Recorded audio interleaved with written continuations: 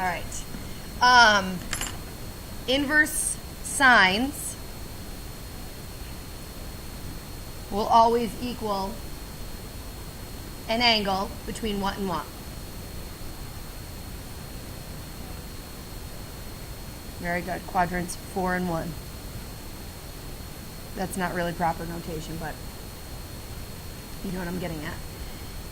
Inverse cosine will always give you an angle between what and what?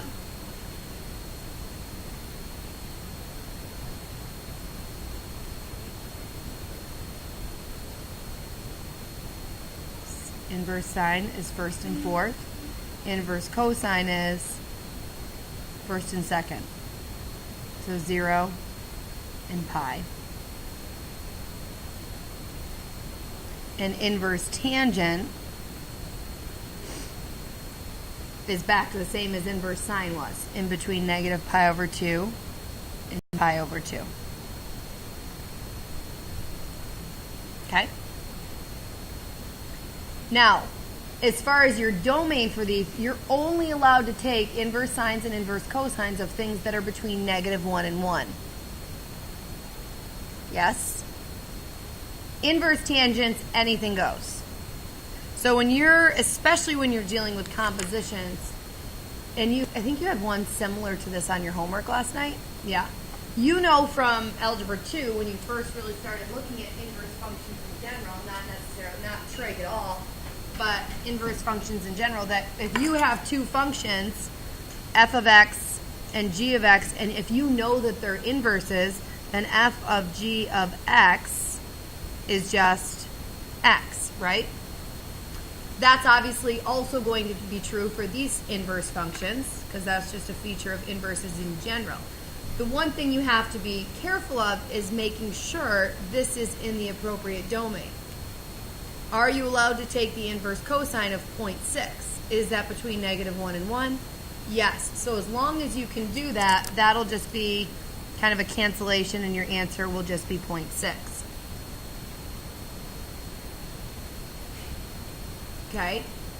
When you're going through this kind of composition, this one was taking the inverse cosine first, so that needed to be between negative 1 and 1. This one is taking the sine of 3 pi over 2 first, which you could take the sine of anything, so that's fine. But when you take the inverse sine of something, you have to be between negative pi over 2 and pi over 2. So if you just cancel these, 3 pi over 2 is not between negative pi over 2 and pi over 2. So you have to think about, it looks like these are just going to cancel, and that would be nice, but there's like this little like red flag here, because when you take the inverse sine of anything, you have to be between negative pi over 2 and pi over 2. And if I just said that this equaled 3 pi over 2, that would be out of the range. But it will be a coterminal to that. So what is the angle within this interval that's a coterminal to 3 pi over 2? Sarah.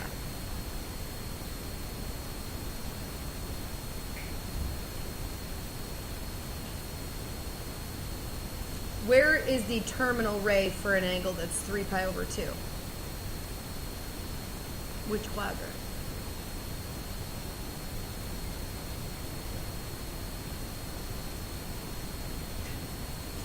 What's this? How many pi's over 2?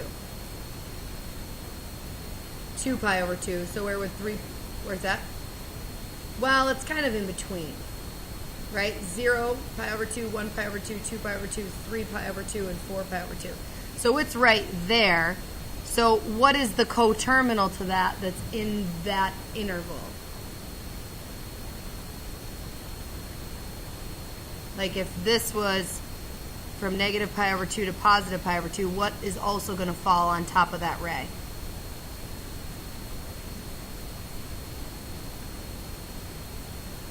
So here's 0, here's pi over 6, here's pi over 4, pi over 3, positive pi over 2. If you go back in the negative direction, negative pi over 6 and so on, what's going to fall right there? Negative pi over 2. Does that make sense? Okay? So your answer to this one is actually negative pi over 2. So sometimes it'll cancel nicely and it will be that straightforward, but I would not jump on that as a rule to follow, okay? Because that would lead only to dangerous situations when you get to something like this. And then when you get to something like C, the first thing you're doing is taking the inverse cosine of 1.5. You're only allowed to take inverse cosines when x is in the interval from -1 to 1. And 1.5 is not between -1 to 1, so this does not exist.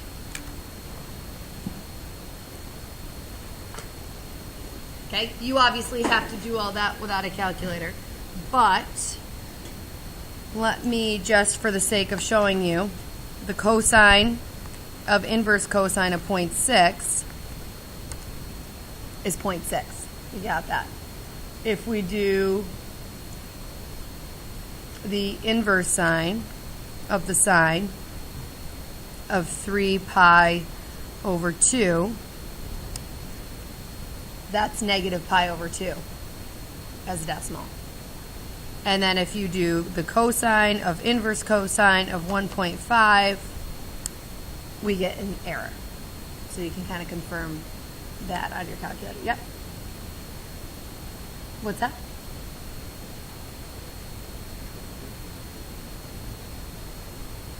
Yes. Very few of these are ever going to be in degrees.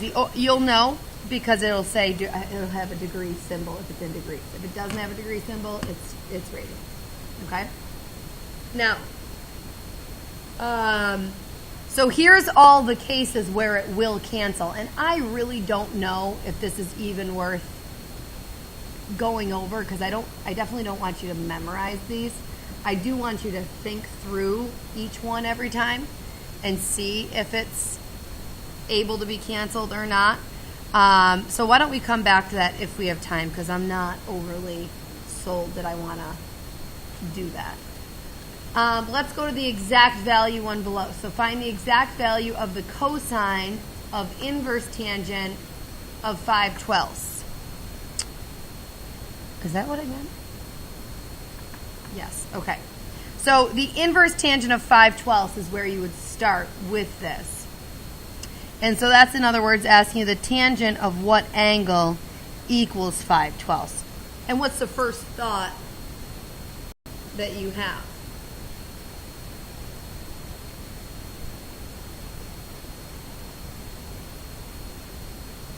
Andrew, what's the first thought you have as to why you probably can't do this?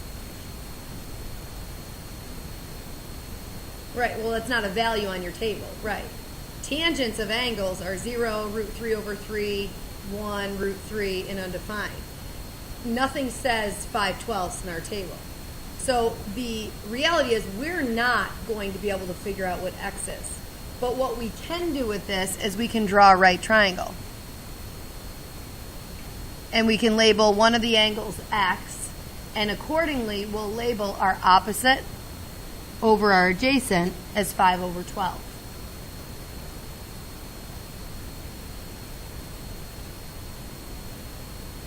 And so this is looking for some angle. The tangent of what angle gives us 5/12. We don't really know what the value of that angle is, but it's x, whatever it is, right? So at the end of all this, what we really need to do is find the cosine of angle x based on our picture. And the cosine of x is adjacent over hypotenuse. What's the hypotenuse here? 13.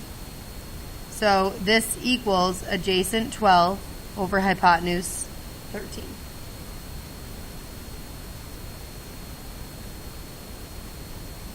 Good?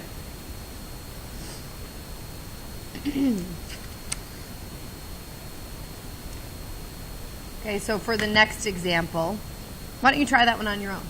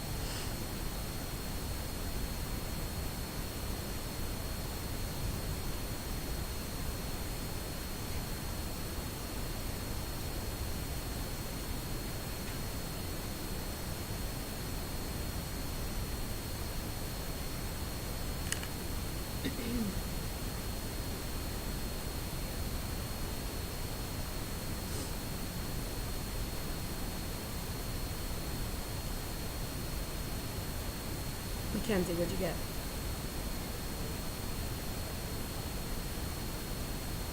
John, what did you get? Did you put positive or negative?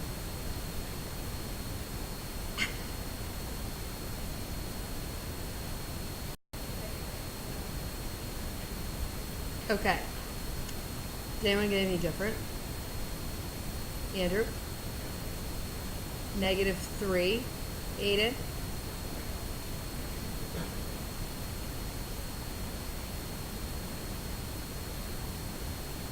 Anybody else?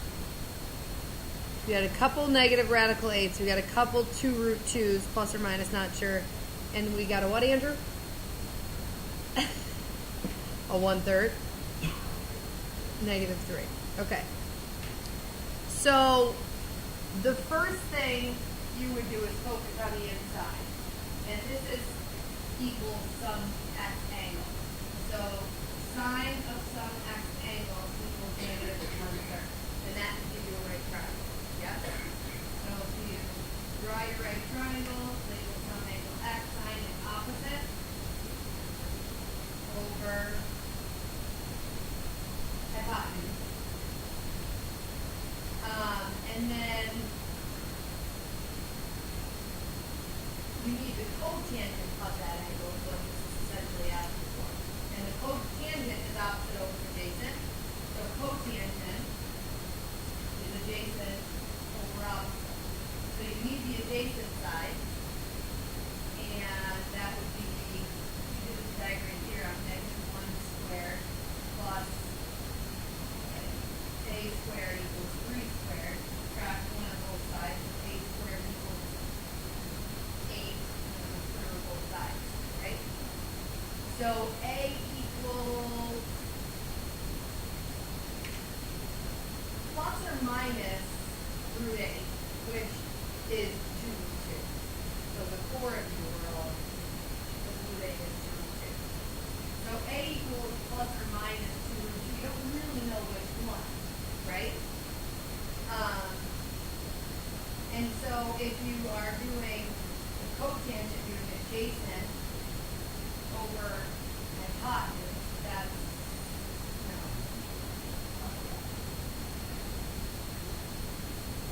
tangent plus adjacent opposite. So it's plus or minus 2√2 over -1. So it really can be either. Unless they gave you information on, inverse sine always has to produce an angle that's in either quadrant.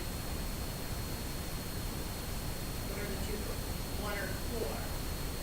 So, but yeah, still, since you don't know, well, yeah, you do know. It's in which quadrant? The sine of it is negative, which quadrant are we? 4. And so the cotangent would be positive or negative.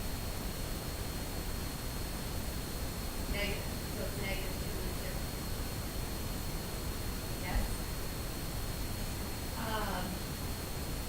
At first I wasn't really sure what the quadrant is. I thought it should be that they got more pain. They don't tell you what quadrant, they don't know. We can figure out the quadrant. It's our inverse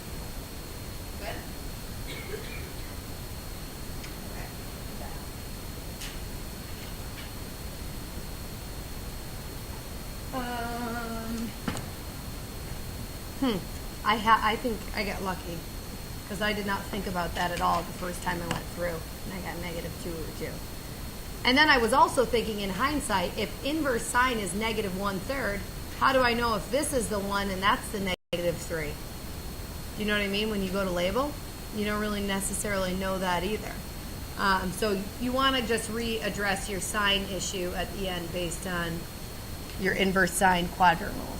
Okay. Oh boy.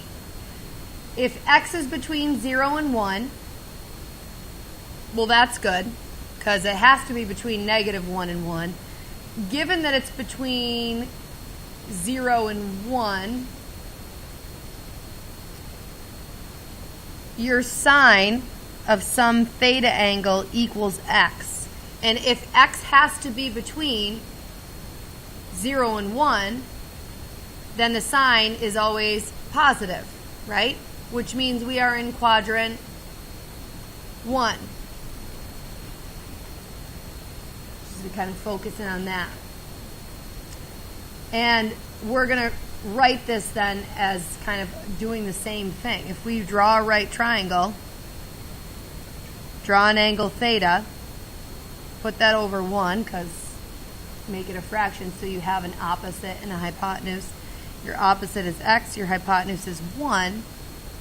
We need to come up with an expression for this third side in terms of x because they want an algebraic expression for the cosine of this angle in terms of x.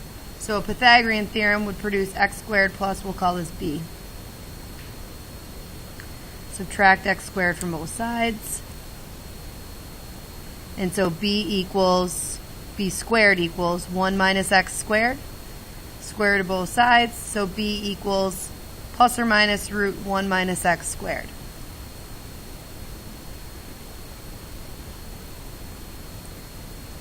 Because I'm in the first quadrant, I know that that's what? Positive. I probably would be better off even doing my right triangle in the first quadrant. Does that make sense to you guys? Calling this my theta, going opposite over hypotenuse, and then this is the square root of 1 minus x squared. And then the cosine of the angle is the adjacent. So this answer is root 1 minus x squared over the hypotenuse 1. So just root 1 minus x squared. Same exact properties as the previous example, it's just all in terms of x. So it's a little bit more, or a little bit less concrete, I should say. Good? Okay. So on this one, the tangent of some angle theta equals x.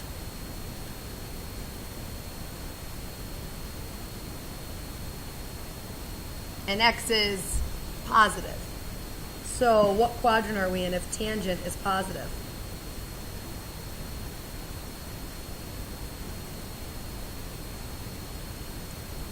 Andrew? First or third, but since we are taking the inverse tangent, we're only limited to first and fourth. Does that make sense? So we have to be first. So when I draw my triangle, I'm going to draw it in the first quadrant again. Here's my theta. Opposite over adjacent is x over 1. Pythagorean theorem, x squared plus 1 squared equals the hypotenuse squared. So x squared plus 1 equals h squared, square root of both sides. H equals, the hypotenuses are always positive, yes? So the square root of x squared plus 1. And then it wants the secant of our angle. So secant is the reciprocal of cosine. So if cosine is adjacent over hypotenuse, the secant is hypotenuse over adjacent, which is root x squared plus 1 over 1.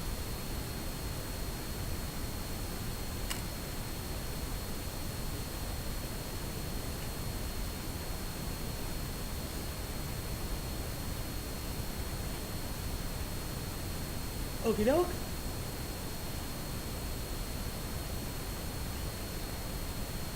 Okay, and the last one here, just determining domain and ranges, which we sort of reviewed on the front, but try to think of it if you can without looking back.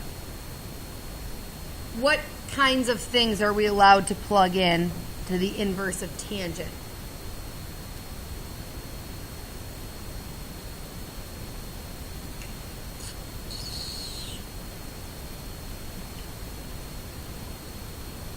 Take a guess, Bridget. Right, you can pretty much plug in anything. It's sine and cosine where you're only allowed to plug in numbers between -1 and 1. But tangents, you can plug in anything. So our domain is all real numbers. And in the range, tangent is which two quadrants are we allowed? Inverse tangent. 1 and 4. So our range is usually between -π/2 and +π/2. But we have a multiplier of -2. So we're essentially doubling the potential outputs. Because if this part can come out as -π/2 to π/2, then when you multiply those numbers by -2, that would be from pi, if I multiply that by -2, to -π. But you put that in the other order, right? So your range is from -π to pi. And it's parentheses, right? Inverse tangents actually can't equal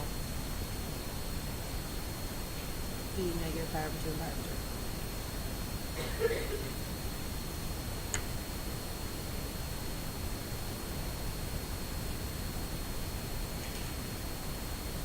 Okay, take a minute on your own. Think about B.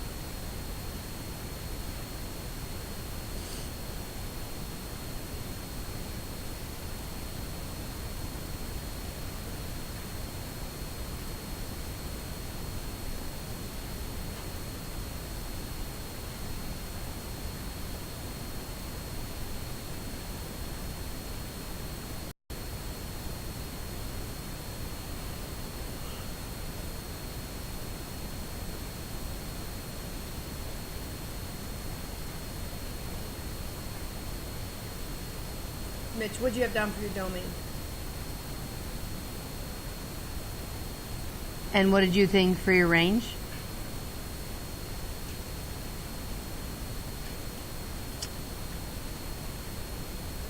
Trista, what do you think for your domain?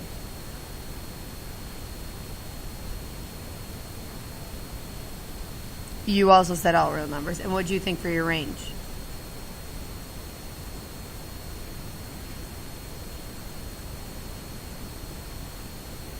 Not sure. Did anyone have anything different for their domain? Yeah. Included. Anybody have anything different for their domain? And so, Andrew, did you have all real numbers? Because I know you had your hand up for the range. So you picked this domain. What did you have for your range? Oh, didn't you have your hand up? Oh, you were. Oh, never mind. Abby, what did you have for your range? For domain and range, you had -1 to 1.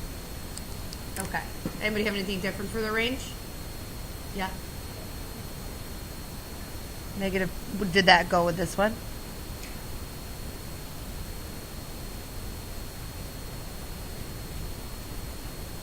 Anybody else? Any other variations out there?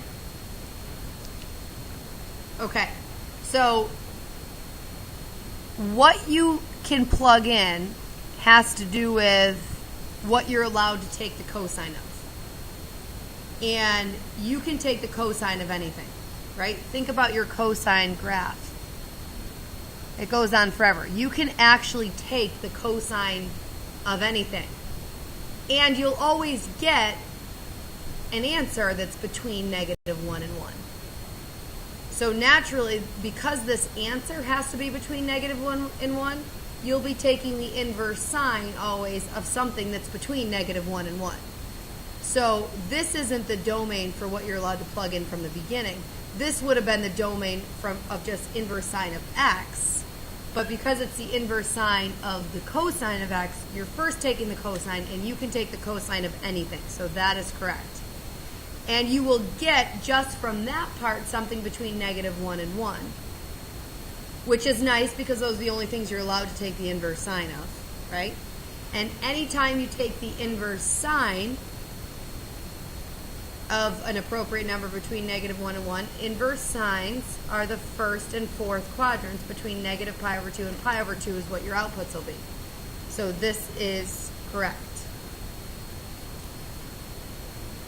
If you look at this like from the outside largest perspective, at the end of the day, the last operation you'll be doing is you'll take the inverse sine of something. And inverse sines of things always have to be between -π/2 and π/2.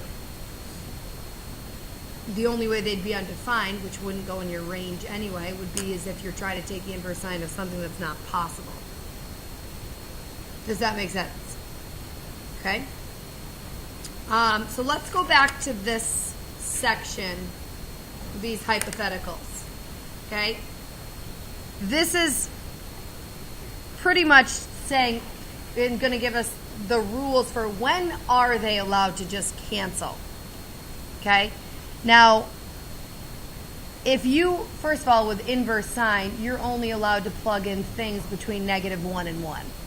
So if this is something outside of -1 to 1, this whole problem is just undefined. So it certainly won't equal x. This has to be between -1 and 1. And then you'll be taking the sine of something between -1 and 1, which will always give you back that letter, whatever it is. Okay, so this is for all x in the interval from -1 to 1.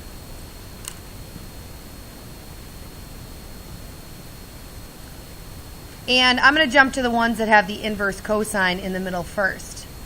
Similarly with this one, you're only allowed to plug in things between -1 and 1. You'll get some angle between 0 and pi, and then when you take the cosine of that angle between 0 and pi, again, you'll get back something that's between -1 and 1. Or, yeah, you'll get back that x value that's got to be for x's in the interval from -1 to 1 also. And then on the last one, you're allowed to take inverse tangents of anything, right? Yes, you're allowed to take inverse tangents of anything. And when you take the inverse tangent of anything, you'll be left between -π/2 and pi/2. And then when you take the tangent of anything between -π/2 and pi/2, you'll get that back. Okay, so this is for all x's, when x is actually any real number in that case. So you're more likely to have a full-fledged cancellation if the inverse tangent's on the inside. As long as that number is between -1 and 1 for these, those will just become x, whatever that number is. These definitely work differently, similarly to the reason that this one did. It's only going to be a pure cancellation if the original angle is between -π/2 and pi/2.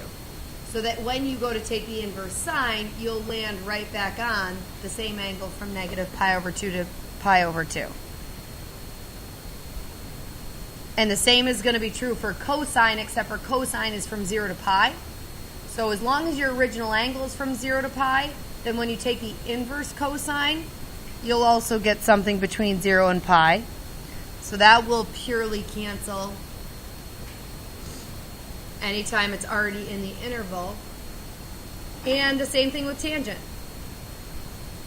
Inverse tangent is the last thing I do. So no matter what this is, inverse tangent is always going to give me something between negative pi over 2 and pi over 2. So as long as this original angle is between negative pi over 2 and pi over 2, those will just cancel. Negative pi over 2 and pi over 2, the only difference here is this has parentheses as opposed to brackets.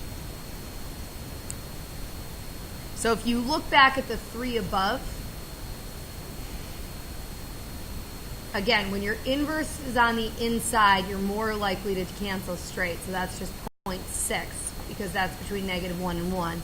This does not exist because that's not between negative 1 and 1. And then this one didn't purely cancel. If you go down to this one, because our original angle wasn't between negative pi over 2 and pi over 2, it was a coterminal to one of those. And so we gave the coterminal version of that angle. Take or leave that section. I wouldn't recommend memorizing it, but it just kind of, if you follow that, great. If not, don't sweat that section.